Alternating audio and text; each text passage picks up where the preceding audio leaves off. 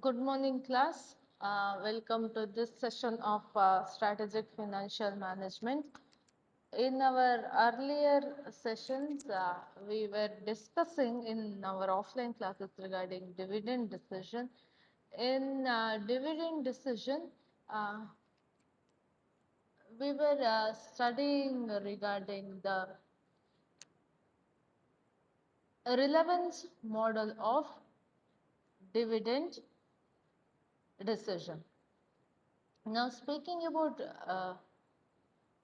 relevance model of dividend decision, there we were discussing the first one,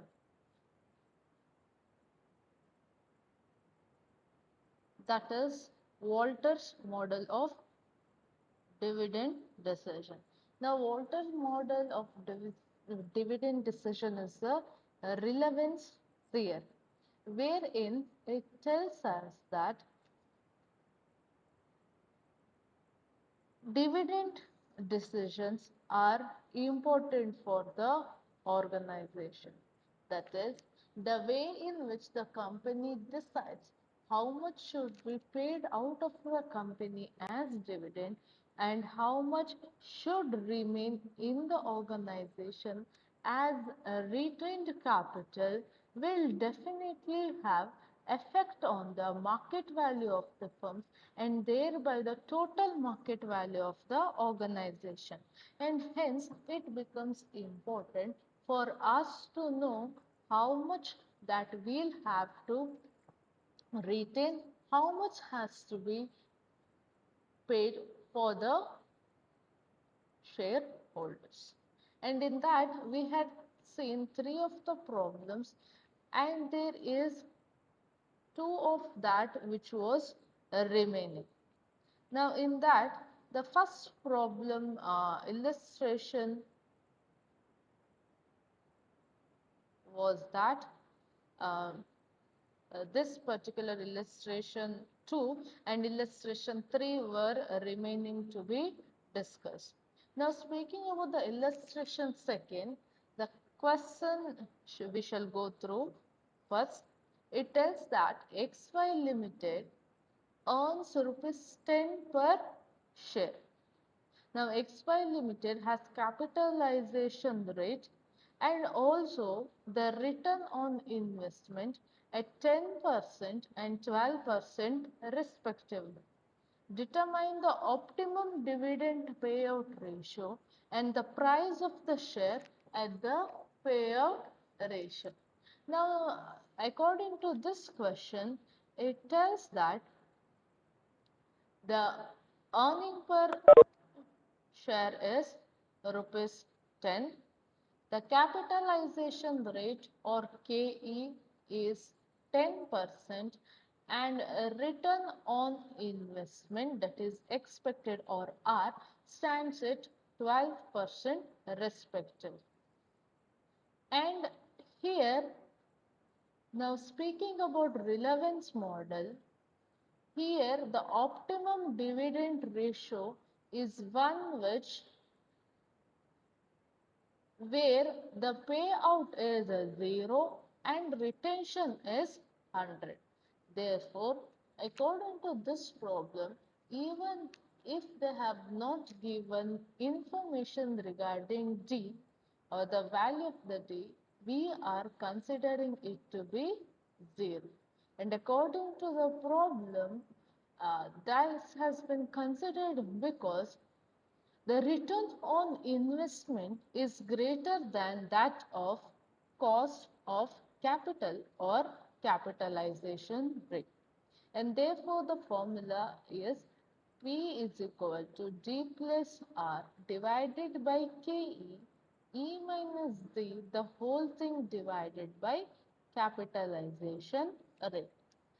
And when we put the values to the formula, the value of D stands at 0 because for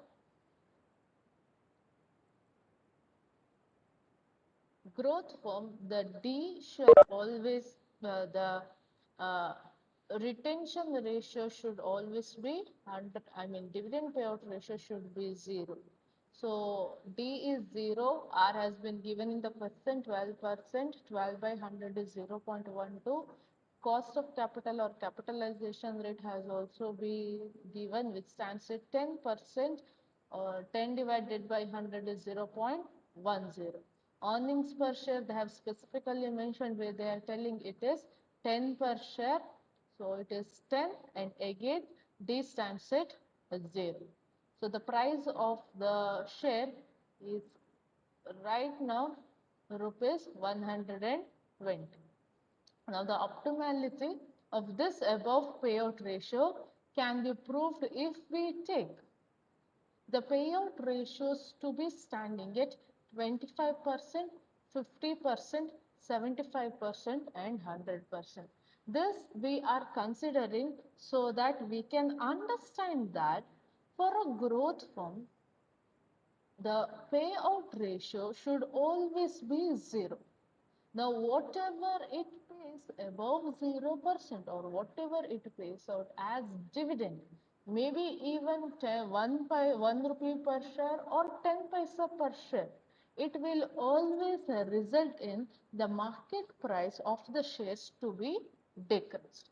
So, according to this assumption, now, if at all the company has 25 payout ratio, that is, out of the profit it makes 25% is paid out as dividend and 75% is retained in the company, then according to the formula, the value of the P shall be obtained by applying the following figures, where D shall be 2.5, R shall be 0.12, and KE shall stand at 0.10, and earnings per share is 10. And because of that, the value of the shares currently shall be rupees 115. So compared to a price where uh, the market price was 120 when the payout ratio was 0%, and the payout ratio is 25%, definitely we can make out that for a growth firm, always the payout ratio should be 0. And as according to the problem, they go on increasing the payout ratio to 50%, 75% and 100%. The market value of the share, there are changes where for 50% of payout ratio, the market price is 110. For 75% payout ratio, it is standing at 105. And for 100% payout ratio, it is standing at rupees 100. So this problem makes it clear that for a growth firm, that is, whenever a company has having return on investment more than that of cost of capital, such companies shall be called as growth company, and for such companies, the dividend payout ratio should be 0. That is to tell, the company has to maintain all that earns in the form of retained capital. Now, speaking about the last problem in this particular voltage model, the question is goes like this. The following figures are collected from the annual report of XY Limited Company. Now, XY Limited Company has a net profit of rupees 30 lakhs. It is having outstanding preference share which are having a face percentage of 12%, and it amounts to rupees 100 lakhs in the capital structure. They have given the number of equity shares to be 3 lakhs. The return on investment is 20%. Cost of capital is 16%. Now they are asking to compute the approximate dividend payout ratio so as to keep the share price at rupees 42 by using Walter's model. Now look carefully into the problem. First they have given regarding net profit, which is standing at rupees 30 lakhs. Next they are speaking about the capital of the company or how the capital is made up of, and it is made up of 12% preferential. and the capital amounts to rupees 100 lakhs. Not only that, the capital of the company is also made up of equity shares. Now these equity shares, the amount they have not given, but the number of equity shares that is there in the company they have given. And the number of equity shares that the company is having is 3 lakhs. Now they have given regarding the R or return on investment. Return on investment is standing at 20%. So when we simplify, it should be 0.20. They have given the cost of capital or KE. Now KE stands at 16%, or in other words, it is 16 by 100 is 0.16. Now what they have asked is that we have to find out the approximate dividend payout ratio, so as that the price of the share should be 45. So if we go through the problem, according to the formula, the value of P they have given. What we have to find out is the payout ratio. Now, since the amounts 30 lakhs or 100 lakhs are very much huge number, it has been simplified where they have taken it to be 30 and 12.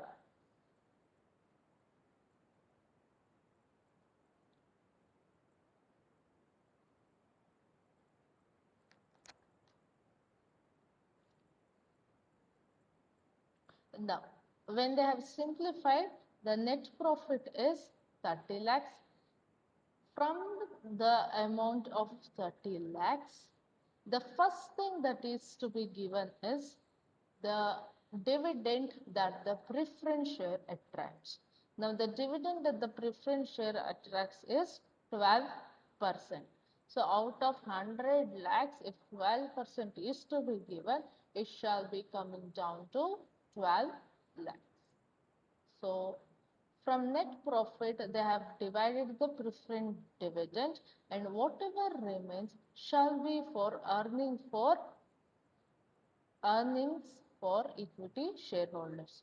So, 30 minus 12 would be 18 lakhs. This 18 lakhs of net profit belongs to shareholders. Now 18 lakh rupees of net profit the company is having, and the number of equity shares the company has is 3 lakh. So rupees 18 lakh divided by 3 lakh shareholders, each shareholder shall be earning rupees 6. And here the dividend per share to be D will have to find out, and the P they have given, or the price that it is traded has been given, that is 42. So the formula shall be P is equal to D plus R divided by KE, E minus D divided by KE. Value of P has been given, that we are taking as rupees 42. D we will have to find out. The value of R has been given to be 20%, which is 0.20. And the value of K is also has been given, which is standing at 16%. The earnings per share we calculated just now, which stands at 6 rupees per share. So now by using simple math, it would be 6.72 is equal to 6.16D plus 12 minus 0.20D divided by 0.16. So the further simplifying, it becomes 0.04D is equal to 1.2 minus 1.0752. So the value of D is 3.12. And we know that dividend payout ratio is equal to DPS divided by EPS into 100. D value we have, dividend per share we found out, where it should, which it is standing at 3.12, Earnings per share also we have found out, which is rupees 6. So 3.12 divided by 6 into 100 shall be 52%. So the required dividend payout ratio will be 52%. The company will have to pay out of the total profit dividend 52% as dividend and 48 shall be retained as retained earnings, and that should make the market price of the shares to be 42.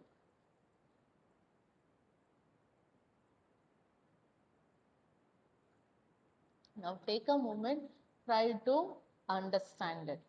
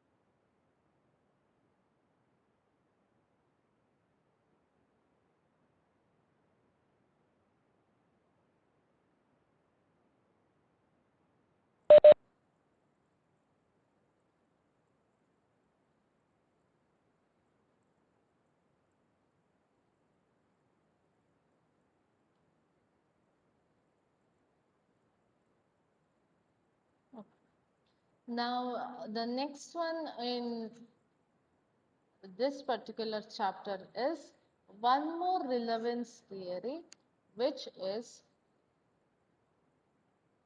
the Gordon model. Now, in the same manner, how Walter tells that dividend decisions are relevant for a firm, even Gordon tells that the dividend decisions are relevant for an organization. Now, according to Gordon's model, there are some of the assumptions which have been made. Now, the assumption of Gordon model is that first one is the firm is entirely made up of equity, and in the capital structure of the company there is no any kind of debt. Now this will make sure that nothing out of the company goes in the form of interest. All the profit that is made by the company shall be distributed to the equity shareholders. Now that is the first assumption that the Gordon model takes into consideration. The next assumption is regarding the internal rate of return. Now, this IRR of a company, according to the Gordon's model, will always remain constant. Now, the explanation that is being given for this assumption is that if at all there happens to be changes in the internal rate of return, then these changes will affect the growth rate of the company, and consequently the value of the company will also be affected. It could be positively affected when the growth happens positively. It could be negatively affected and the growth in the company happens negative. And that is where it becomes important that Gordon model considers it that the internal rate of return of the company shall remain constant. After these two assumptions, the next thing that is assumed or taken into consideration is regarding the cost of capital or KE. Now, according to the Gordon's model, KE will always remain constant because now any changes that is being made in the discount rate or cost of capital will affect the present value of the shares of the company. After this, they are speaking regarding retention ratio. Now, speaking about retention ratio. Now, in the beginning, once when the company decides this retention ratio or the B, now it should remain in a constant rate. That is, for every year, the dividend is paid or the amount of the profit that is to be maintained in the form of retained earning shall be constant. So there shall be constant dividend payout ratio for the organization. Now the next thing that is spoken is regarding the growth rate. Now speaking about the growth rate, even the growth rate or what we mention as G is also constant. Now, since retention ratio and the internal rate of returns of the organization assumed to be constant and unchanged,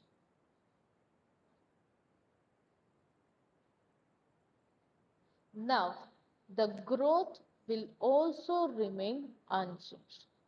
Now, this happens because there is a functional relationship between the retention ratio and the internal rate of return and the growth rate. Now, when we explain it in terms of expression or equation, growth rate is nothing but a retention ratio into internal rate of return. So when the two other facts which makes up this growth rate are constant, then definitely the growth rate shall remain unaffected.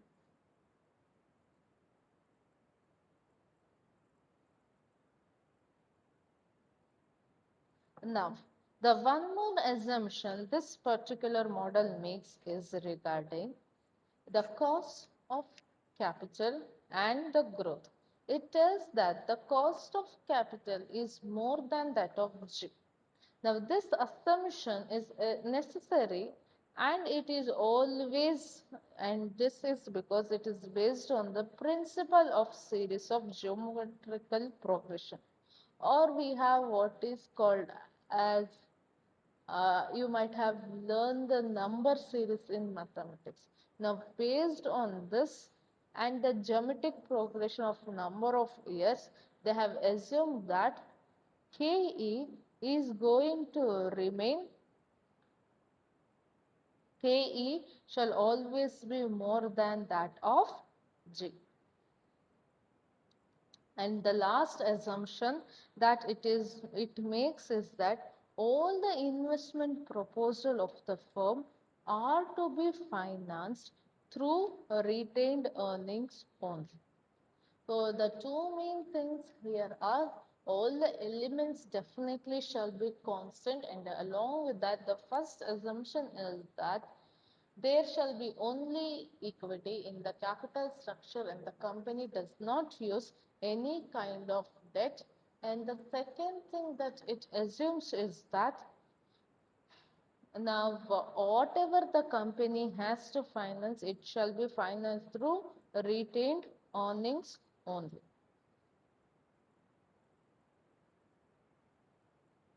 Now the formula of this particular Gordon model goes as this, where they have considered price per share to be P naught, and P naught is equal to E1 multiplied by 1 minus B, which is entirely divided by KE minus BR, where P naught stands for price per share, E1 shall be earnings per share, B 1 is constant, B shall be retention ratio. So, and KE is cost of capital, and B you have known it is retention ratio, and R is nothing but internal rate of return or rate of return. BR is growth rate or GE.